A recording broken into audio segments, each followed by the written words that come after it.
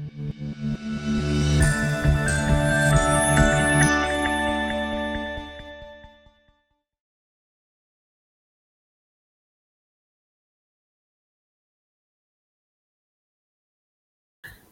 my name is Katie Bogle, and this is Bridging the Language Gap with Your EL Learners.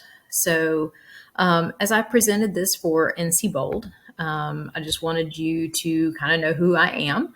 My name is Katie Bogle. I'm a media coordinator at A.L. Brown High School in Kannapolis. I have been teaching there for 20 years. I know that makes me a dinosaur. Previous to that, even before those 20 years, I was a former Spanish teacher. So you'll see some of that probably come out in today's session. I'm also AIG certified.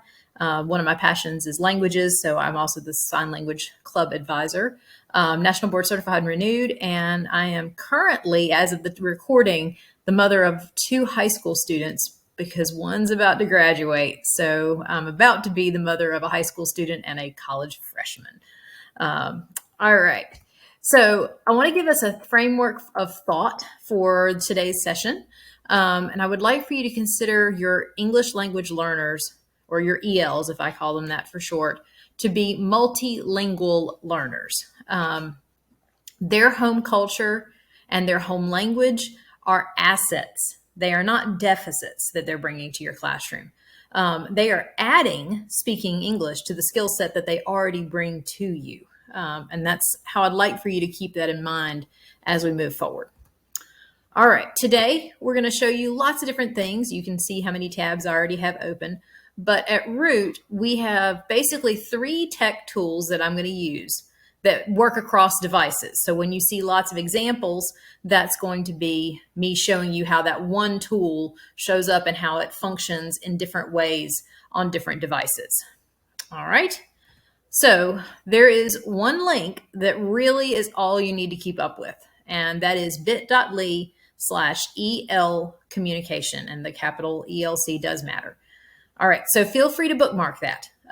That's the resource that I go back to and that I update when I learn new things. So your bookmark will stay refreshed with the latest information that I know. Therefore, today, you can pick your pace. You know, you're watching this as a recorded video. You can pause, you can play along, or you can just sit back and watch. But you don't have to stress because you can come back to that one document at any time and know that that's going to be all of the information in one spot. All right. So with that said, let's actually take a look at what it looks like. So when you launch it, this is what the flyer looks like. And you'll notice that it talks about one-on-one conversation with an EL. Again, newcomer, they don't speak English, okay? And you don't speak their language. Whole group instruction, and then also individual work, because these are the different ways that you have to interact with your students. So you've got to be able to communicate with them in all of those different ways. All right. So I just kind of touched base on that really quickly. On one-on-one, we're going to use the Google Translate. For whole group, we're going to use PowerPoint Live. And for individual work, we're going to use a mix of Google Translate and our third tool, which is Immersive Reader. All right. Now, that's not the order I'm going to go in today. I'm going to start with one-on-one conversations because it's super easy. Then we're going to talk about individual work because that's where a lot of time goes. And then the last piece I want to do is the whole group instruction because it's the one that you're probably the least familiar with. And I want to make sure that that's kind of fresh in your mind as you go off to kind of play with stuff. All right. So let's start with one-on-one conversations. So the first thing you want to know is that this thing that you carry around in your pocket all the time with you is a translator in your pocket whenever you want it. So with the free app, the Google Translate app, and yes, I realize like iPhone has its own Translate app as well, but this one I'm going to show because I know that way it goes across both types of devices, Android and iPhone, the same way. And obviously we'll use it in other ways too. But the cool thing that a lot of people aren't aware of is that there is a conversation option within the Google Translate app. So I'm going to open that on my phone here, and we're going to move to where you can see the whole shebang. I'm going to make this a lot bigger so that you guys can see. Okay. So there is the app when you first open it. The thing we're going to tap on right here is the one that says conversation. So you are standing there in the hallway, okay? and you have a student that comes up to you and doesn't have any idea how to communicate with you, okay? So I will do the student to start with, okay? And I'm going to do Spanish to start with. So I'm going to tap Spanish right here. Lo siento, no sé dónde está mi clase. Mi maestro se llama Señor Jones.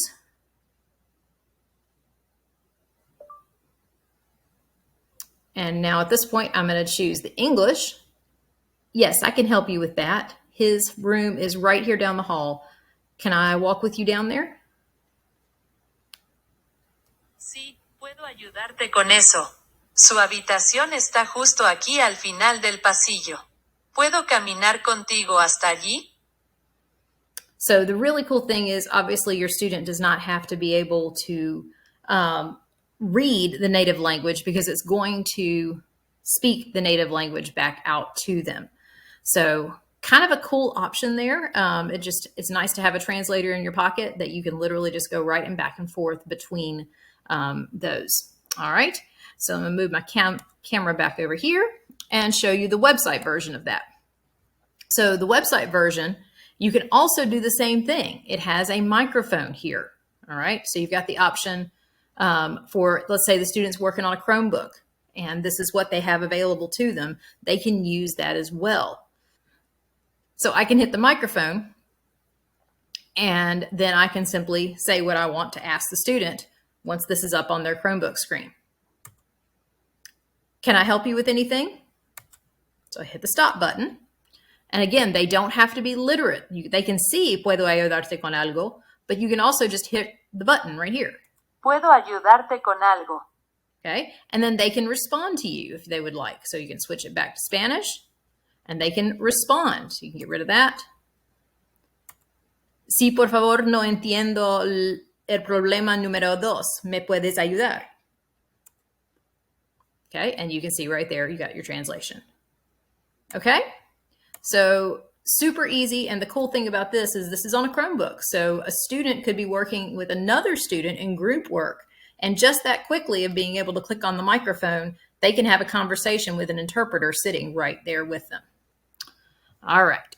So mentioned that already. The both button on conversation is not very accurate, I've discovered. So I usually prefer to hit the 2 different language going back and forth. All right, so that takes care of your one-on-one conversations, even in the hallway or in the classroom.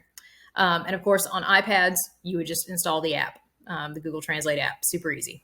All right, individual work. So Google Translate also helps with that as well. So the camera option allows you to translate live over any written text. So I actually recorded that in advance so that you guys could see what that looks like. So I'm going to play that video. Let me get that full screen here for you.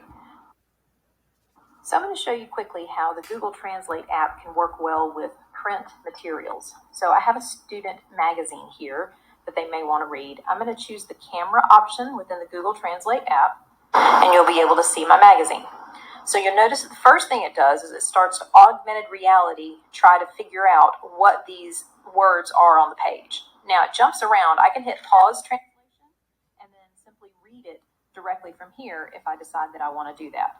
However, there's another option that you may find even more helpful. So I'm going to hit continue translation so that it goes back to being live. And this time I'm going to switch and choose the scan option down at the bottom. Once I can see it, I can choose the white dot, and that's going to scan the document. Now you'll notice it has the option at the very top. It says use your finger to highlight the text. So if I want, I can actually go through here and highlight just this one section that is what I needed help with. And then you'll notice it pops up here as the option for the translation. So I can hit the little blue arrow at the top, and it goes over here, and it shows you the English at the top, and it shows you the Spanish at the bottom. But the piece that I really like about this is that then it gives you the option to have that Spanish read aloud.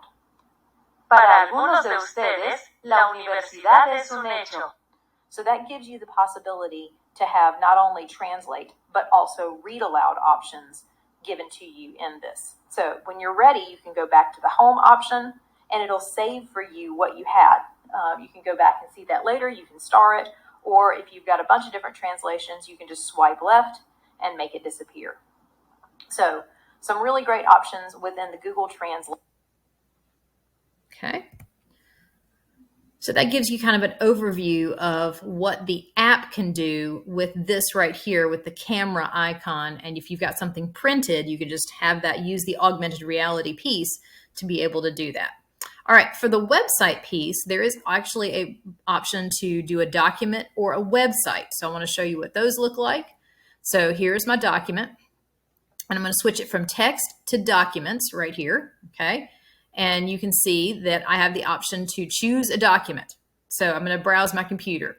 Well, to show you how this works, what I'm going to do is I'm going to take my document. So let's say that my learning team has shared this with me, which is our argumentative essay pre-writing outline. And I would like this in Spanish or any other language. I'm going to continue using Spanish because that is my second language. But we want it in another language, but we want to keep this nice graphic organizer look. So at that point, instead of trying to open with Google Docs and try to do anything with it, I'm just going to download the PDF. Okay, so there it is. It's being downloaded. And now I'm going to go to the Google Translate website, and I'm going to pull up that PDF that I just downloaded. Of course, now it's trying to think about too many things.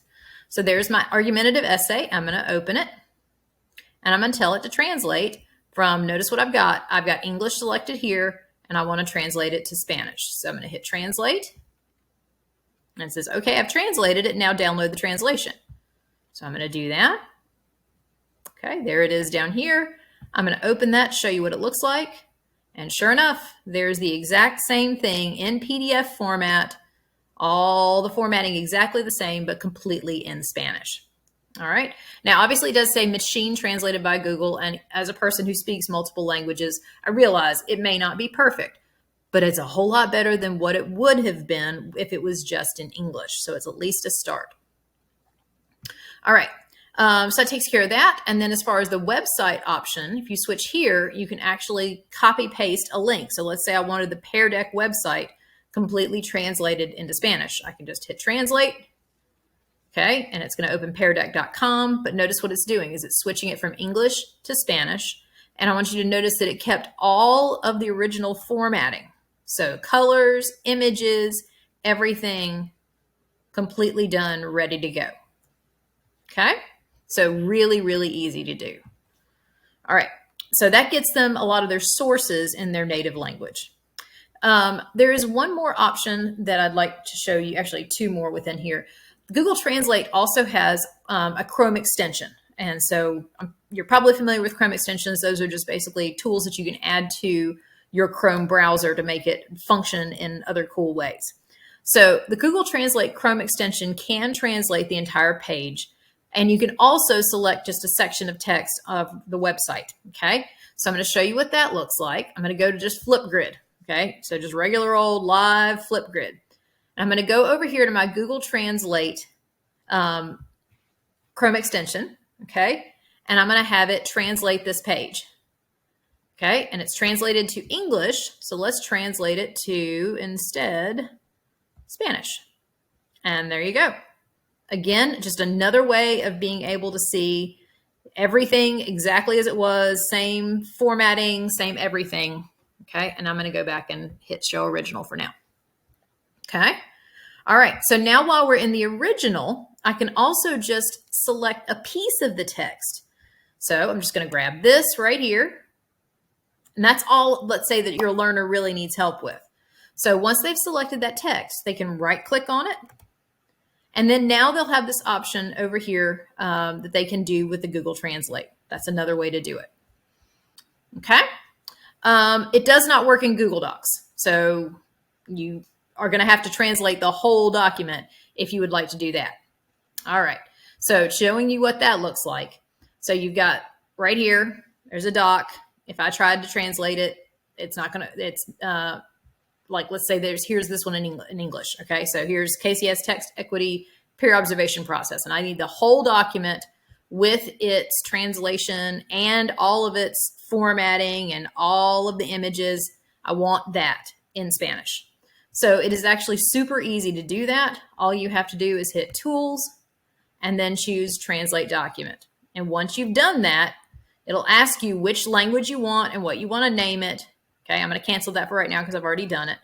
Okay, and once I told it Spanish, then bingo, here you go. Here is that handout, completely done, ready to go, along with all the tables and the pictures and everything. Okay, so that's a Google Translate Chrome extension. So you would need to translate the document to get it to work in a Google Doc. All right, so here's the other one that I love. This one is Immersive Reader. And if you already heard of Immersive Reader, you know I'm pulling that out for this particular session. Because this one benefits more than just students that are ELs, okay? And you're gonna see what I mean by that. So let's go back to that same Flipgrid example a minute ago. And I can right-click it and choose, in this case, instead of the Google Translate option, I can choose Help Me Read This. And so let's look at what difference that does. This one just changes the website. This one, on the other hand, opens up a whole new window. Okay, actually it's on top of that same tab. But here's what you get along with it. You get, there's the English, but you have Read Aloud in English. Simple, free video discussions. Okay, you have the ability to change your voice speeds. You can make it slower, you can make it faster, you can make it female or male, okay? Then this is where it really gets cool for helping students who besides ELs. Let's say that you really need a different font because you understand that better, or maybe you need a background color that makes it easier, okay? You got those options. I'm gonna switch it back to the regular. When you're trying to read something, you can break it down by syllables or not, or by parts of speech, okay, or not. And then the really cool piece, of course, is in this one, in this piece. You can do the line focus. Yes, that's nice. So as I read, I can go down and I can see, one line at a time. That helps me with reading. But right here underneath this, regardless of line focus, is a picture dictionary, but I can also translate either just a word or the entire document into Spanish. So I'm gonna switch that to Spanish. And I'm going to tell it to be the entire document. And now, not only do I have the ability to hear one word at a time, but I actually can do the entire thing read aloud in the foreign language.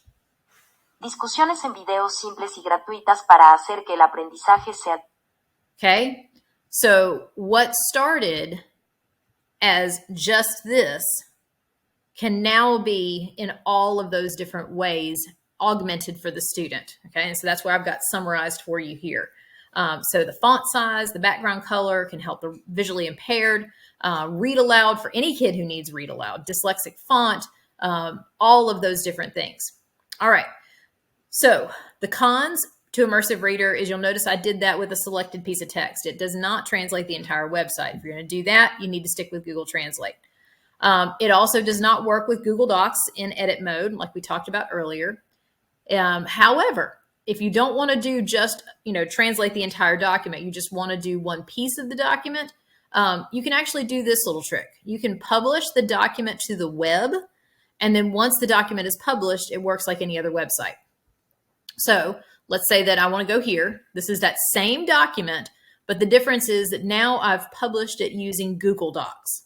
So once it's published, it will update automatically to the web every 5 minutes. So it's like it's a website, which means that now I can select some text and I can right click on it and I can choose Help Me Read This.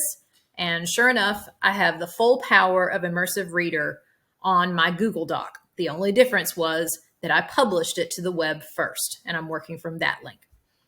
Okay, so really cool option for doing that. So at this point in the live session, what we're going to do is we're going to pause to reflect. So if you're watching this on a video, which you are, I'd recommend that you pause here and kind of stop and think. Google Translate and Immersive Reader, have you used them in the past? How have I kind of given you some ideas for how you might consider using them in the future? Okay, so pause the video, think about that, and come back in about 60 seconds. All right, so now that your 60 seconds is up, we're going to keep moving on. So one of the really cool things about Immersive Reader is that it is a product by Microsoft, and a lot of programs already have it built in. So the links that you're going to have on this slideshow take you to the different ones that they have a blog link, for example. So Canvas, the blog link that talks about how Immersive Reader is in Canvas. And then the link for Schoology is the blog link for how Schoology, you get the idea. Okay, so that's what the link is for, is to show you how to use that particular that particular tool and its Immersive Reader functionality. Okay, so the takeaway is over here in the blue.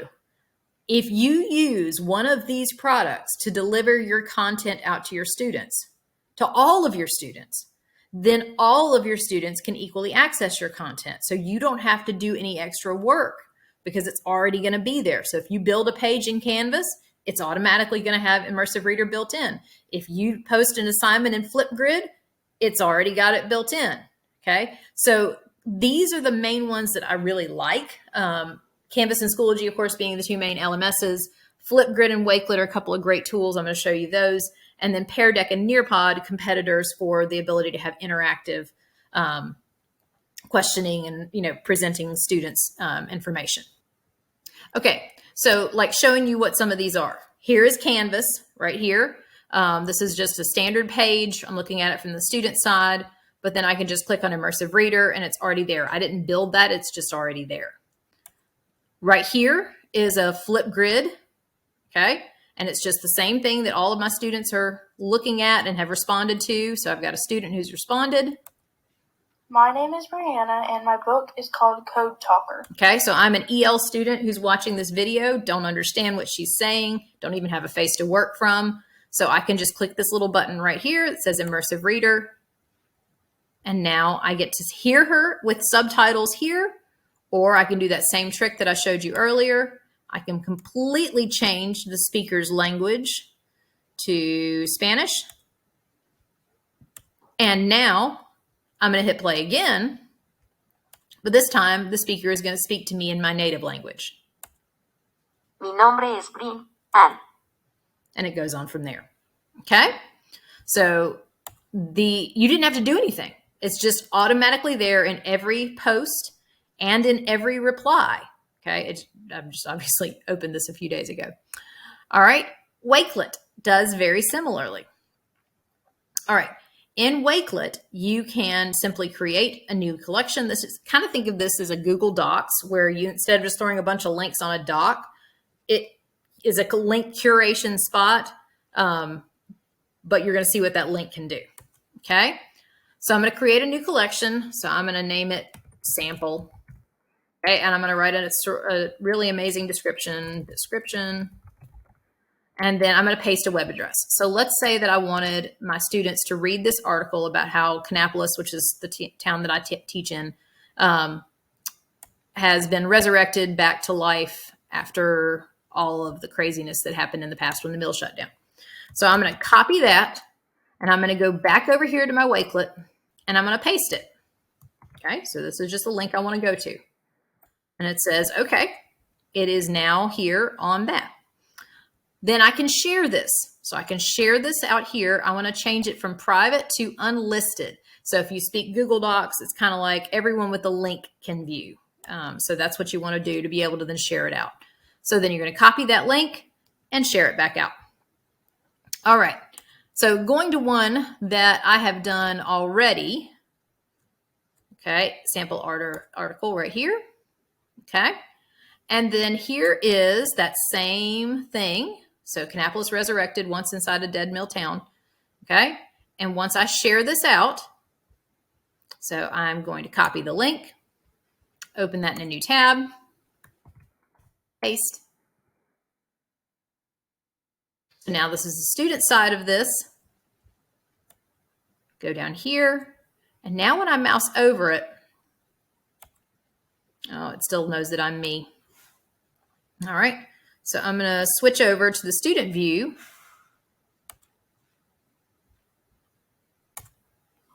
So here I am pasting the link from that into my other login. So my personal email. So this would be kind of the student view of what this looks like. So here is now that article, but notice what it's got right here. Okay. So when you click on that, it opens that article, but then right there is Immersive Reader. So I've got the article exactly as it was, but now when I hit Immersive Reader, I've got it right there and the ability to translate, read aloud, etc. Okay. Going back to this one. Okay. Did that already. Okay. So Pear Deck and Nearpod, to get those functioning and working for you, Pear Deck, all you have to do is turn that on in your settings. So if you go to peardeck.com from the home page and then go under your account right here. Okay. So my account and then settings, which is where I am right now. Then at that point, you have the option to turn on Immersive Reader, and you're going to have to choose to do that. But once you turn it on once, you don't have to worry about it ever again. It'll be in all of your student stuff from that point forward. Nearpod is similar. So in Nearpod, again, under your settings. So there you go, lesson settings. And then right here, I'm in the lesson settings page. Right there, enable Immersive Reader, toggle it on. And once it's there for all of your Nearpod lessons moving forward. Okay, so now let's talk about some whole group instruction. Okay, so the Google Translate app, there is a thing in it that has the transcribe function. You technically could turn that on and just have your teaching to your class, okay? And the student's app is transcribing what you're saying. What I've discovered is it may not be very accurate, depending on the distance from your student's iPad's microphone, the clarity of your speaker, and all that kind of stuff. So that's not my preferred option. My preferred option is this. So PowerPoint Live, to me, is much more accurate than the Google Translate app's transcribe feature. The cool thing is that no matter who you are, if you are an educator, you have access to the Microsoft Office 365 suite for free. Okay. Now, my district had already gone in and put in our standard laptop credentials, like what I use to log into my laptop with my username and my password, already was uploaded into Microsoft Office 365. So when I went in to log in, I could use those same credentials. Try that first, just to see if your district has already created one for you. If not, create a free account. Okay. Now, as far as where to create this account, which we'll come back to in just a little bit. So now we're to this whole group instruction, and I have a link for you right here. It says to access it, sign in here, and then I have a step-by-step how-to video of what I'm about to teach you here. But of course, you're getting to see this on the recorded video. But this link right here is where you can sign in and try it with your school email address and your email password. Okay. The rest of the stuff I will show you live. Okay.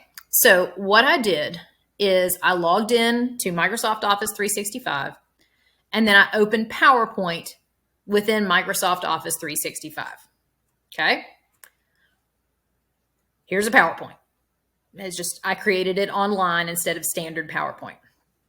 And then I created a really creative PowerPoint.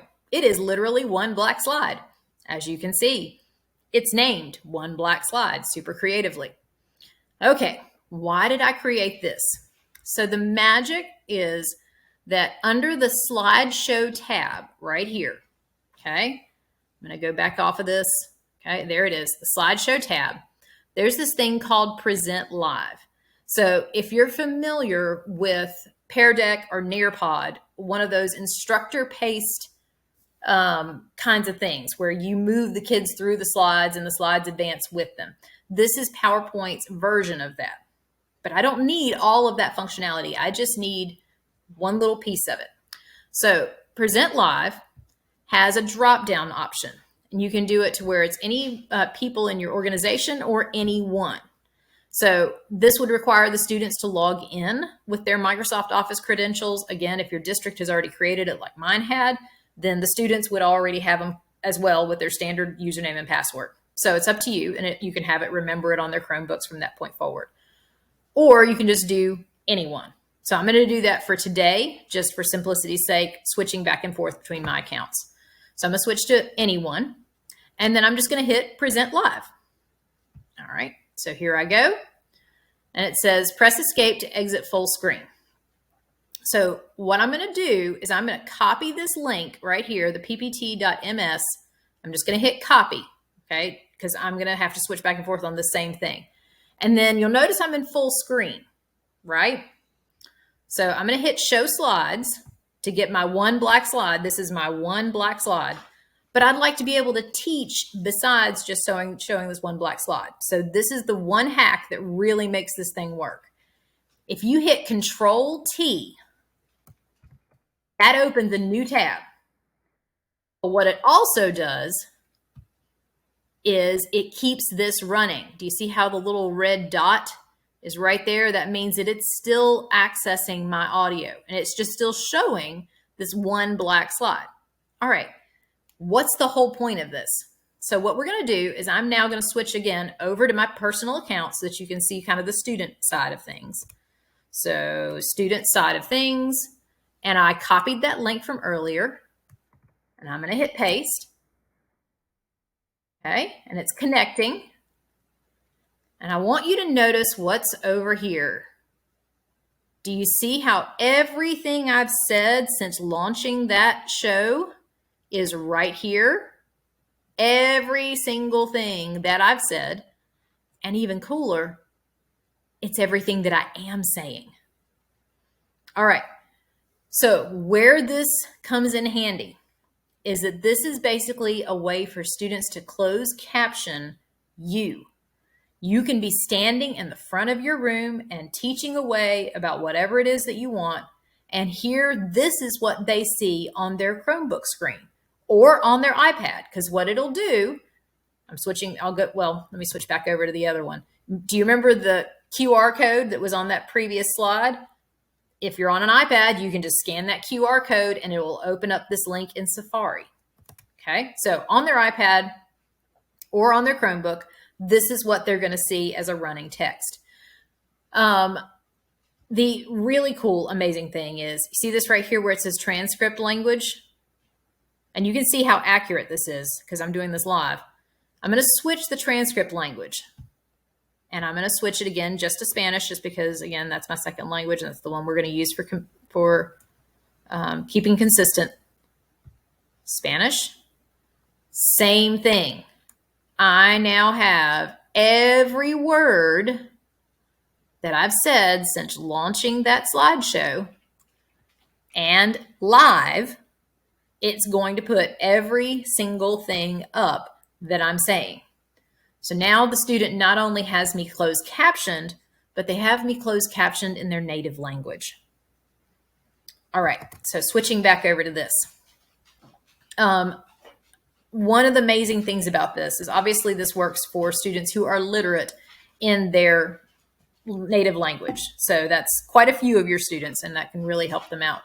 But this also can help students besides your literate ELs. I was teaching this to one class, and I actually taught how to get connected completely in Spanish so that only the students who were ELs who needed it would be the ones who connected. Well, a couple of kids did go ahead and join in because, of course, they saw a link and they're like, oh, I'm going to join the link. As the teacher got into teaching, I had a non-EL who had this up on his computer screen, and I came over and I was like, that really, isn't going to do anything different. It's really just going to keep the closed captions for what he's saying. And the student said, yeah, I know.